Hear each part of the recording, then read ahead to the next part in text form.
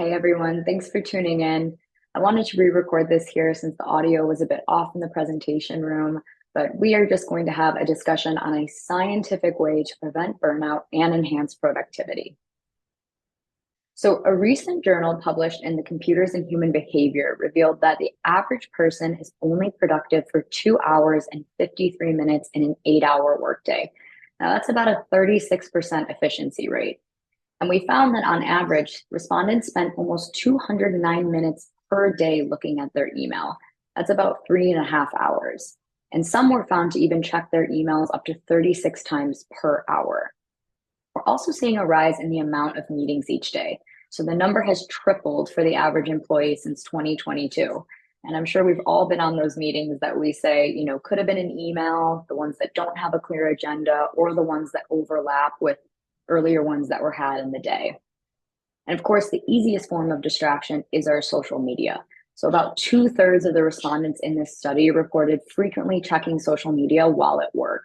And if you haven't yet, just take a look at your screen time. I was very convinced that I didn't use social media during the workday, but I didn't realize it had become such a subconscious habit that I really wasn't aware I was doing it as often as I was.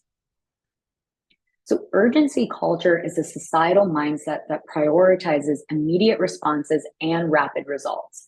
So, it makes us feel like we always have to be on and producing, and usually at the expense of our work life balance and our well being. And it's no real surprise as to why. We have instant communication tools that create this expectation of getting an immediate response. We have work norms where hustle culture and overachievement are very glorified, promoting this 24/7 work mentality.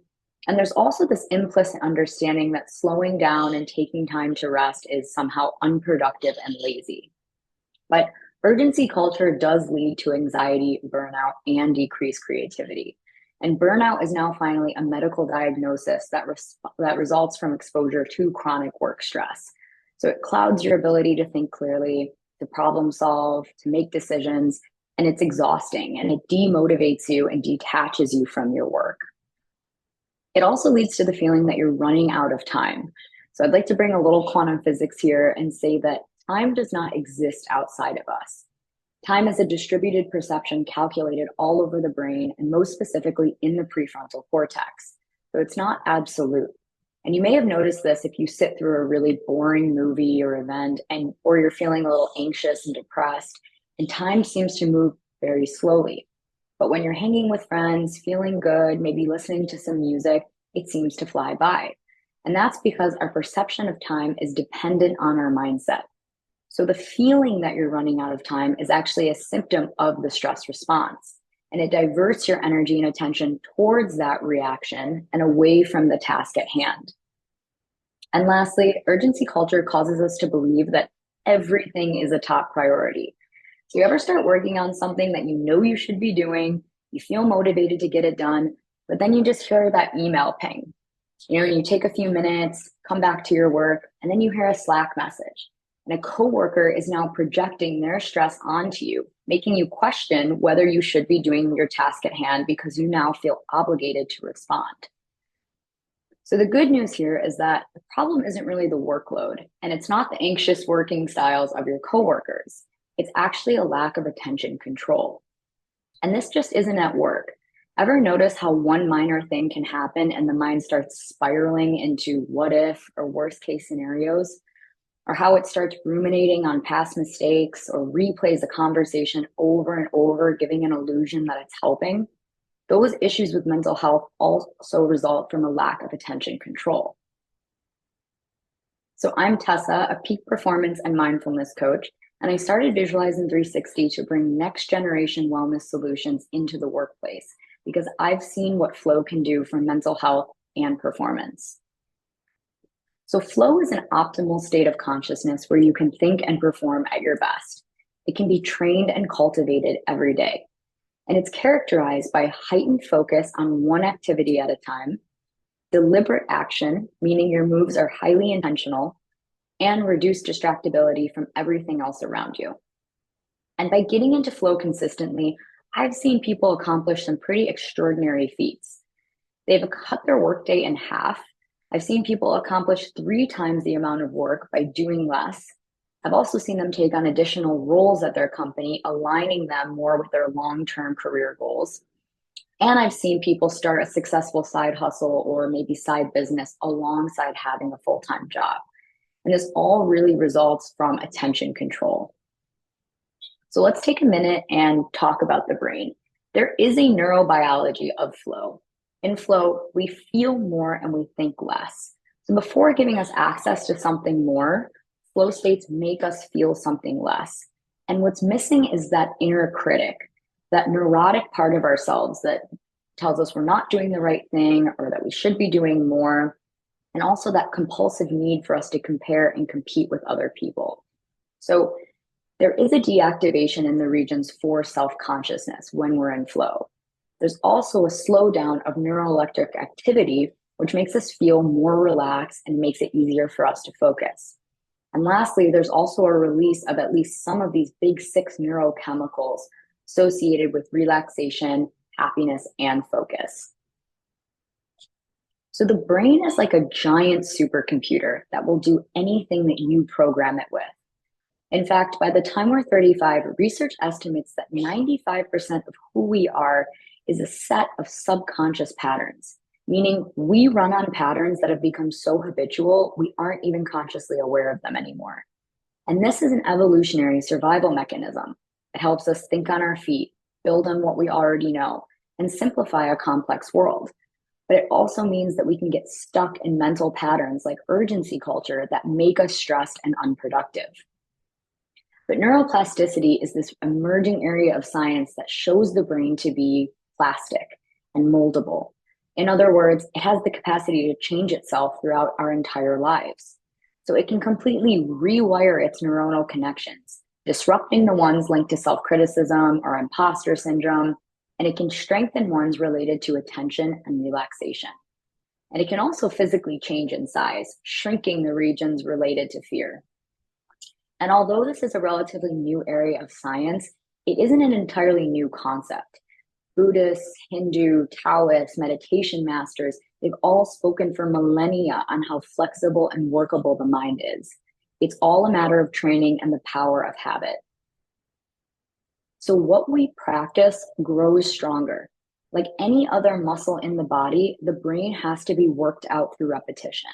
That's how we program it with the new code. So success is not just dependent on hard work and struggle. That's a very outdated way of thinking. Instead, it's a creative process that can be accelerated through quantum leaps in our consciousness.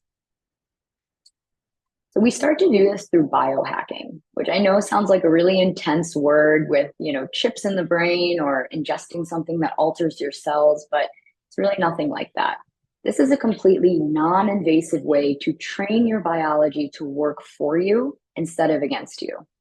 So essentially, you want to start becoming aware of how you operate.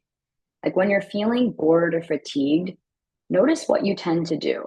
You may immediately grab your phone and start to scroll. So in biohacking, we want to disrupt that program and intentionally place new programming into it.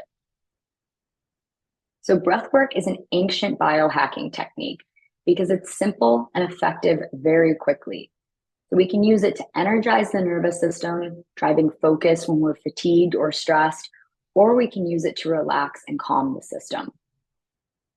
So I realize I've been talking for a long time, and I just want to pause here and energize our systems, give you a little insight into how this strategy really works. So since I want to induce focus, I'm going to employ a breath pattern that has slightly longer holds. So if you'd like to join me, I'll invite you to close your eyes and just take time to draw all of your attention in from the room around you. Maybe the other people, technology, the office, your home environment, and just place it on the core or the center of your body. And for the next few moments, realize there's nothing you have to do, nowhere you have to be. And the mind is going to wander, which it always does. Just focus on gently bringing the mind back to the breath, no matter how many times that seems to happen.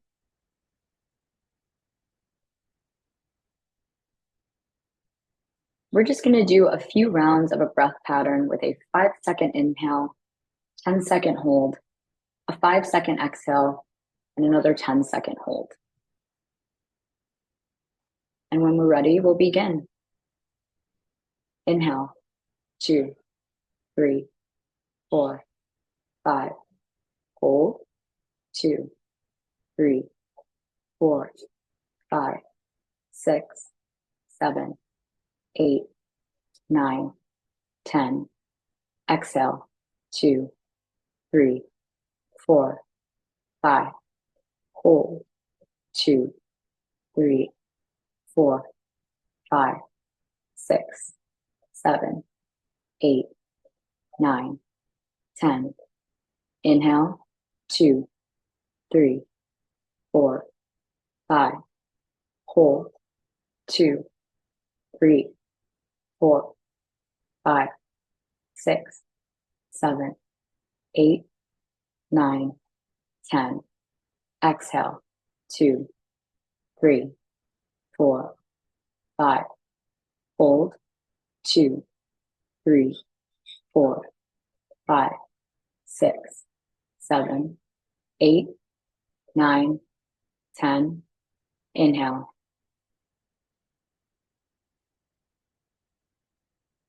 Hold.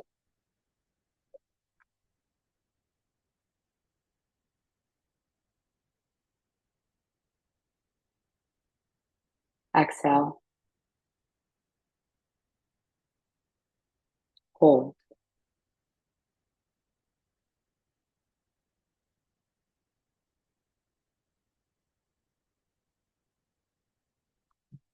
Feel free to put your hand on your chest. Notice that that feeling of your heart beating faster is a sign that you just activated the sympathetic nervous system by positively stressing the body and inducing that next level of focus. Feel free to open your eyes and start to orient to the room around you. So breath work is a really powerful strategy to initiate the flow cycle. And then we want to move on to the planning phase. So the first priority is scheduling your flow block. So select a time where you can devote 1 to 3 hours of uninterrupted, focused work, meaning you don't have to communicate with anyone, you don't have to check notifications, and you don't have to go anywhere. So at first, if you can only find an hour each day, that's a perfect starting point and enough time to induce the flow cycle. Over time, you'll start to notice how much more efficient you've become during this time, and you'll gradually want to increase that. But start wherever you are in this moment. Next, you'll want to eliminate all distractions. So this means putting your phone and laptop on do not disturb, closing out all of the tabs. And if you're sitting at a desk out in the open, have some sort of sign that says, do not disturb, I'm in flow, or maybe finding a quieter, more private room. And lastly, you'll want to plan out exactly what you'll be doing during this time. So remember, your moves are very deliberate. You don't want to waste time wondering what you should do next, if you're doing the right thing. Planning helps us to eliminate all of that mental wasteful friction. And then what starts to happen is that we're going to drop into the flow state and we're going to encounter the struggle phase. This is where your mind will undoubtedly become bored and restless, and it will influence you to give into habit and distraction. So it's critical that in this state, we're training ourselves to maintain focus on one task at a time, gently bringing back mind each time it wanders. So it's here where you can employ another mini breathing or mindfulness technique. But once we pass this threshold, we enter into the release phase. And this is where we've committed to a planned intensity of work during this flow block. And the more you enter into this phase, the more effortless work starts to feel and the more timelessness it starts to become. You just have to build up that habit. Now, once we're done with this block, we're going to feel really accomplished, and all we're going to want to do is take a break. So naturally, we might want to grab for those quick dopamine hits. You might want to complain to a colleague about work, go on social media or watch a show, eat some really sugary foods, smoke the vape. But the problem is these activities don't replenish your energy. Instead, they drain it even further. So for the first 20 minutes after a flow block, we need to employ an active recovery, triggering a release of slow dopamine. So active recovery is a key factor in driving peak performance. Now, the flow state is a focused, energized, strategic state. So recovery is a non-negotiable for optimized work. And we have to schedule it just as rigorously as we schedule the flow block itself. And some of the activities could be breath work, meditation, a walk outside, eating without, being on your phone or watching any sort of TV. Even taking a nap or staring at the wall for these first 20 minutes is really much more beneficial because it's the recovery that drives the cycle and then leads to adaptation. So we don't want to just induce flow once. We want to access it consistently throughout the day.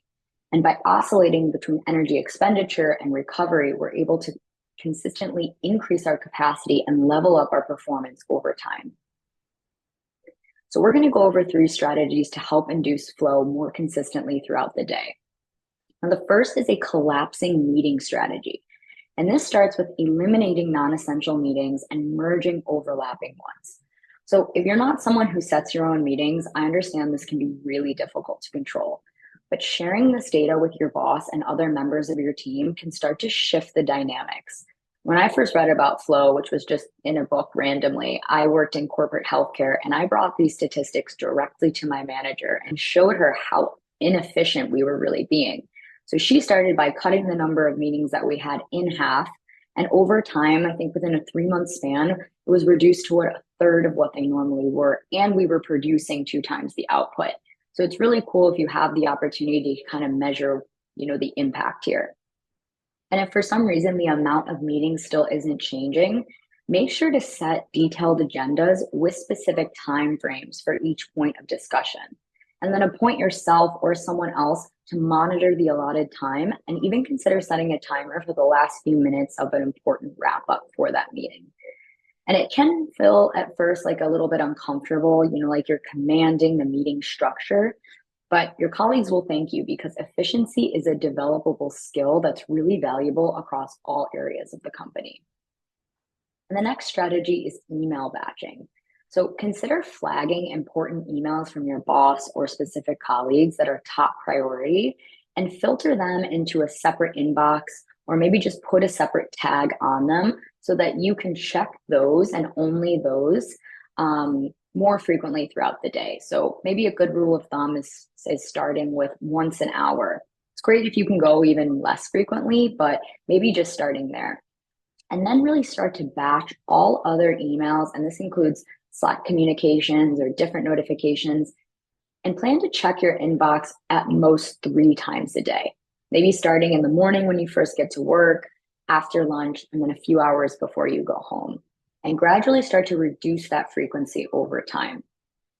And you start to realize that just because someone can reach you instantaneously, it doesn't mean that you owe them an immediate response, because that immediate response may cost you hours of productive work. So creating and reinforcing boundaries is a necessary part of highly productive performance. And the last strategy is communicating with your team and setting expectations. So be transparent in why you're blocking off time for undistracted work, and then set realistic deadlines on when other people can expect deliverables from you. And there's going to be some initial friction because when we're driven by urgency culture, everyone feels like their task is the number one priority. So having these open communications really starts to dismantle these oppressive patterns and ushers in this new generation of the workplace. So thank you guys for giving me your attention today. I'm always here to answer any questions. If you want to talk more one-on-one about specific strategies that might work for you, feel free to shoot me an email or just book a meeting with my calendar below.